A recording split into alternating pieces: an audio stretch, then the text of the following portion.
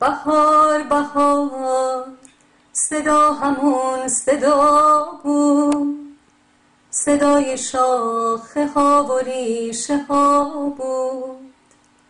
بهار جان چه اسم آشنایی، صدات میاد اما خودت کجایی؟ عید اومده بهار جان کجایی؟ تولدت تو پشت میله هایی. عید اومده بهار جان کجایی؟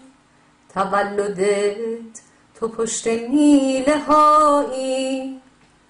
بهار اومد اما با دست خالی، با یه بغل شکوفه خیالی. چقدر دلم فصل بهار رو دوست داشت، با شدن پنجره ها رو دوست داشت. بهار بهار گلخونه های بیگل، خاطره های مونده اون ور پل. عید اومده بهاره ها کجایی؟ غمین و خسته پشت میله هایی. عید اومده بهاره ها کجایی؟ غمین و خسته پشت میله هایی. یه حرف دو حرف حرفای تو کتاب شد، حیف که همش سؤال بی جواب شد. بهار بهار پرنده گفت یا گل گفت، ما شنیدیم هر کسی خواب نشنفت.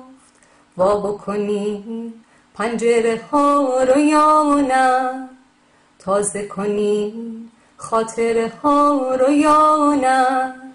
عید اومده بهاره ها کجایی؟ غمین و خسته پشت میله هایی. بهار بهار صدا همون صدا بود، صدای شاخه ها و ریشه ها بود. بهار جان چه اسم آشنایی، صدات میاد اما خودت کجایی؟